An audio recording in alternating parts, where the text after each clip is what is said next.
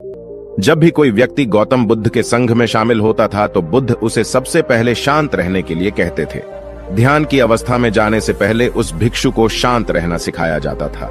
आज के दौर में हर तरफ सौरी शोर है। इसकी वजह से दिमाग में तनाव पैदा होना लाजमी है। ऐसे में अगर आप हर रोज कुछ देर मौन रहने का अभ्यास करते हैं तो इससे आपके तनाव पैदा होने वाले हार्मोन के लेवल में कमी आती है। इससे आपका दिमाग शांत होता है, गुस्सा नियंत्रित रहता है और तनाव बढ़ाने वाले हार्मोन्स का लेवल घटता है।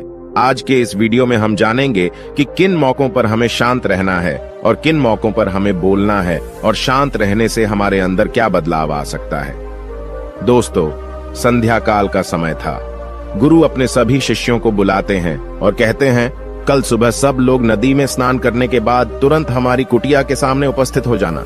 सभी इसी से हैरान रह जाते हैं कि हम लोगों ने कुछ गलती की है क्या, लेकिन गुस्से से यह कहते हैं कि हो सकता है कि गुरुजी कल सुबह कुछ अच्छी बात बताने वाले हैं। सब लोग रात को सही समय पर सो जाते हैं और सुबह उठकर सभी लोग नदी में स्नान करने के बाद वापस गुरुजी के सामने उपस्थित हो जाते हैं। गुरु कहते हैं, आज हम तुम सबको चुप रहने के फायदे के बारे में बताऊंगा। गुरु कहते हैं, 10 मौके जहां पर चुप रहने से होता है लाभ और बोलने से नुकसान। गुरु कहते हैं, अगर आप इन 10 मौकों पर शांत हो गए यानी मौन हो गए तो आप जो चाहेंगे वही मिल जाएगा। आपकी जिंदगी में चमत्कारिक बदलाव शुरू हो जाएंगे।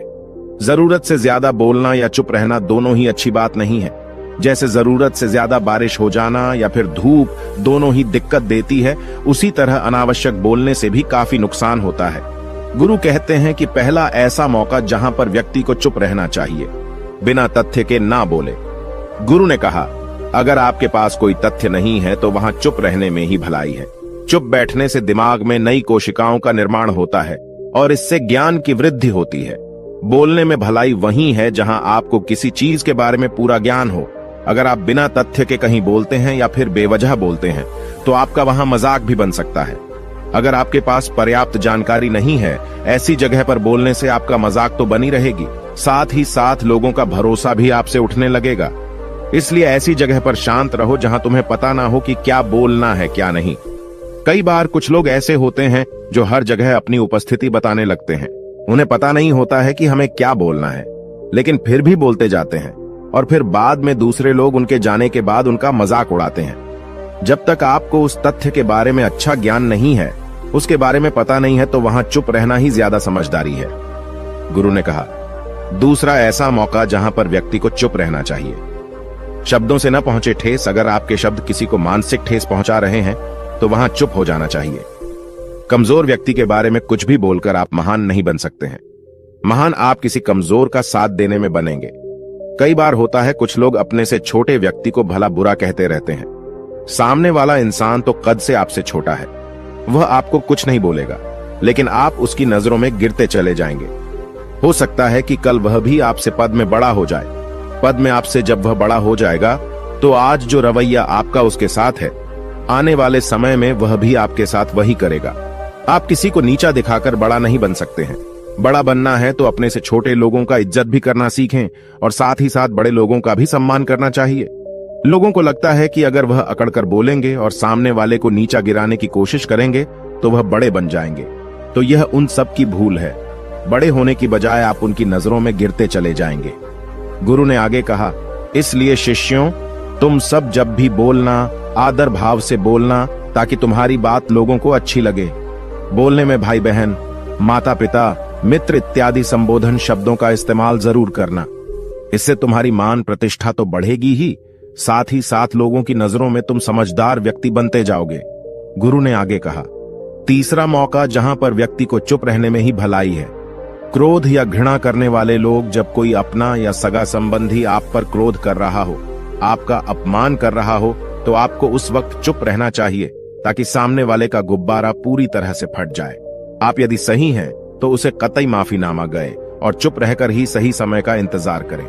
वह खुद आपसे माफी मांग लेगा जब उसे अपनी गलती का एहसास हो जाएगा। गुरु आगे कहते हैं कि अगर आपका कोई सगा संबंधी आप पर क्रोध कर रहा हो और आप उस समय शांत हैं, तो यह आदर सम्मान देने की निशानी होती है। इससे न कोई छोटा होता है और न ही बड़ा। अगर आपको क्रोध आ रहा है तो आप या तो वहां से किसी का अनादर किए बिना चले जाएं या फिर चुप रहें। क्रोध करने से आपके रिश्ते खराब होंगे। क्रोध करने से हमेशा क्रोध करने वाले व्यक्ति का ही बुरा होता है। गुरु आगे कहते हैं कि एक बार की बात है, एक सांप जंगल से भागते हुए किसी राजा के घर में पहुंच गया। लोगों ने छेड़खानी की तो वह बहुत ही गुस्सा हो गया, जिससे घर में जो तलवार पड़ी हुई थी उसी को लपेटकर कसने लगा और धीरे धीरे उसका पूरा शरीर कट गया। ठीक उसी प्रकार हमारा गुस्सा भी हमारे शरीर को तलवार की भांति काटता रहता है। गुस्सा ध्यान से खत्म होता है प्रतिदिन। अगर आप ध्यान की मुद्रा में बैठे हैं तो आपका गुस्सा आपके नियंत्रण में रहेगा। गुरु आगे कहते हैं कि यह तरीका है कि आप प्रतिदिन ध्यान का अभ्यास करें। इससे आपके शरीर में जो हार्मोन्स गुस्से को बढ़ावा देते हैं वह सब तुम्हारे नियंत्रण में रहेंगे, जिससे शरीर गुस्से पर आसानी तुम्हारा से काबू पा लेगा। लेकिन एक तरीका यह भी है कि जब भी आपको गुस्सा आए तो आप यह समझने का प्रयास करो कि क्या मेरा गुस्सा जायज है या नहीं। हमें वहां पर बोलना चाहिए कि नहीं।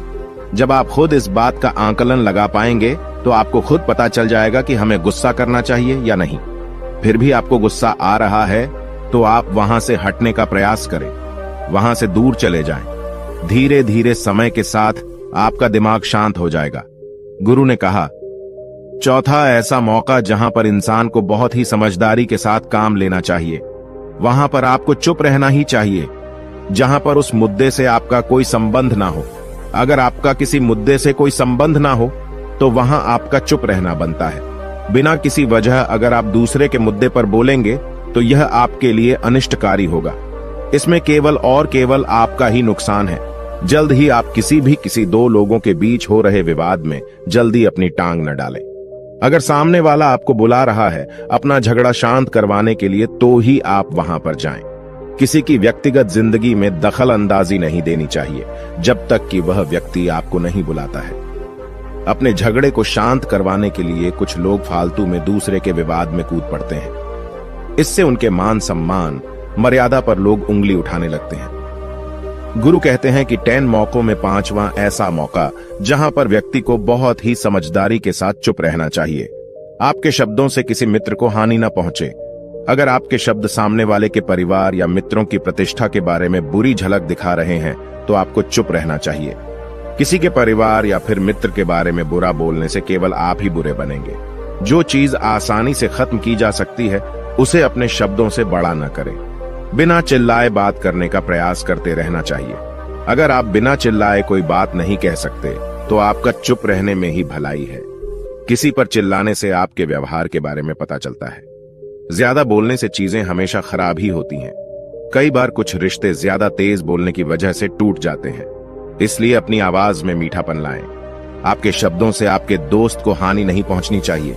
कभी कभी दोस्तों के जब हम मजाक हैं तो रहे कि आपके शब्दों से किसी का अनादर ना हो।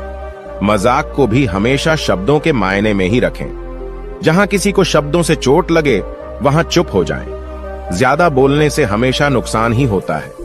किसी और की प्रतिष्ठा को अपने शब्दों के माध्यम से उसे हानि नहीं पहुंचानी चाहिए। यदि आपके शब्दों से किसी और की प्रतिष्ठा को ठेस पहुंच रही है तो वहां आपको चुप हो जाना चाहिए। जब कोई व्यक्ति आपके सामने नहीं है तो आप उस व्यक्ति के बारे में बुरे शब्द किसी तीसरे व्यक्ति के सामने न बोलें। गुरु कहते हैं, छठा मौका जहां पर व्यक्ति को चुप रहना चाहिए, जब कोई कर रहा हो किसी की बुराई। जब कोई आदमी आपके सामने किसी तीसरे आदमी की बुराई कर रहा हो तब तुम्हें चुप रहकर बस सुनना चाहिए। अपनी राय व्यक्त नहीं करना चाहिए, क्योंकि जो आज आपके सामने किसी तीसरे की बुराई कर रहा है वह कल किसी और के सामने आपकी बुराई भी कर सकता है। यदि आपने कुछ कहा है तो नीति शास्त्र के अनुसार जो अपने मुंह को बंद रखता है और बुद्धि से काम करता है वही इंसान समझदार होता है। बिना जरूरत के बोलना, किसी के बारे में किसी के बीच में बोलना यह गलत बात है। कभी कभी हमारे लिए बुद्धिमानी इसी में होती है कि हमें अपना मुंह ऐसी जगह पर नहीं खोलना चाहिए। गुरु आगे कहते हैं कि 10 मौकों में 7वां ऐसा मौका जहां पर व्यक्ति को चुप रहना चाहिए, जब कोई नहीं समझे आपकी भावना।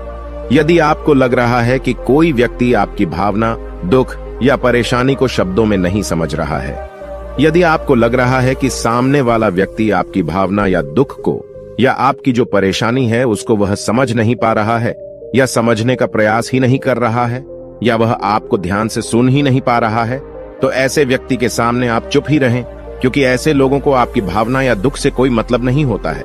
ऐसे लोगों को अपना राज बताकर आप पछताएंगे ही बाद में।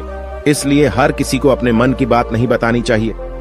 अगर आपको लग रहा है कि सामने वाला आपकी बात को नहीं समझ पा रहा है, आपकी भावनाओं को नहीं समझ पा रहा है, तो वहां पर आपको नहीं बोलना चाहिए, क्योंकि आज में आपका मजाक ही बन जाएगा जब आपको लगने लगे कि सामने वाला आपकी भावनाओं को ठीक तरीके से समझ रहा है। आप जो कह रहे हैं वह ठीक से सुन रहा है, तभी आप उसे अपनी बात कहें। गुरु कहते हैं कि 8वां मौका जहां पर आपको चुप रहना चाहिए, जब कोई इंसान अपना दुख व्यक्त करे। यदि कोई इंसान अपने दुख या परेशानी को आपको बता रहा है, तो इसका मतलब यह है कि वह आपको अपना समझ रहा है। ऐसे में तुरंत ही उसे समाधान बताने के बजाय चुप रहकर उसके दुख या समस्या को सुने। उसके दुख या समस्या को किसी और को न बताएं। वह इसलिए नहीं बता रहा है कि उसकी समस्याओं का समाधान कर देंगे, बल्कि वह इसलिए भी बता रहा है कि सामने वाला उसकी बात को समझ रहा है। कई बार बताने से दुख कम हो जाते हैं। आपको अपना दुख इसलिए बता रहा होगा कि उसे लग रहा है कि आप उसकी बात को समझ रहे हैं। दुख बांटने से कम हो जाता है। इसलिए जब कोई व्यक्ति अपना दुख आपसे व्यक्त करे, तो आप चुप मारकर उसकी बात को बहुत ही ध्यान से सुने, ताकि उसके दुख कम हो जाएं। उसके मन का बोझ हल्का हो जाए, क्योंकि उसके मन में जो भी बातें थीं वह आपको सब बता दिया। गुरु आगे कहते हैं कि 10 जगहों में 9 ही ऐसी जगह जहां पर आपको चुप रहना चाहिए। जहां पर दुष्ट प्रकृति के लोग रह रहे हों और गाली गलौज कर रहे हों, तो आप वहां पर मत जाइए। ऐसी जगहों से आप चुपचाप निकल जाएं, अर्थात अपनी प्रतिक्रिया दिए बिना आप वहां से चले जाएं, क्योंकि जिसकी जुबान खराब होती है, जो दुष्ट प्रकृति के लोग होते हैं, उनको आप ऐसे समय में नहीं समझा सकते हैं। जब उनका दिमाग पूरी तरह से शांत हो जाए, तभी वह आपकी बात सुनेंगे। इसलिए जहां पर दुष्ट प्रकृति के लोगों आपकी बात को न मानते हों और न ही सुनते हों, तो आपको वहां पर नहीं बोलना चाहिए। गुरु कहते हैं कि 10 माह ऐसा मौका जहां पर आपको शांत हो जाना चाहिए। अपनी सफलता का राज हर किसी को न बताएं। कई बार होता है कि कुछ लोग जो सफलता को बहुत ही जल्दी अर्जित कर लेते हैं, वे हर जगह अपनी सफलता का ढिंढोरा पीटने लगते हैं। ऐसे में क्या होता है कि कई लोग आपकी सफलता से खुश नहीं होते हैं। अगर आप अपनी सफलता का जबरदस्ती लोगों में ढिंढोरा पिटवा रहे हैं, तो लोगों की नकारात्मक ऊर्जा आपको प्रभावित कर सकती है। जब आप सफल होंगे तो सबको पता चल जाएगा कि आप सफल हो गए हैं। ढिंढोरा पीटने से नुकसान आपका ही होगा। इतना कहकर गुरु ने कहा, शिष्यों, आज के लिए बस इतना ही। अगर तुम सब मेरी इन 10 बातों को अपने जीवन में अपना लेते हो, तो तुम सब काफी हद तक परेशानियों से बचे रहोगे। यहाँ से जाने के बाद मेरी यह बातें आपके जीवन किसी वरदान से कम साबित नहीं होंगी। दोस्तों, मुझे उम्मीद है इस वीडियो से आपको बहुत कुछ सीखने को मिला होगा। अगर आप नए हो तो हमसे जुड़ने के लिए इस चैनल को सब्सक्राइब करना मत भूलिएगा।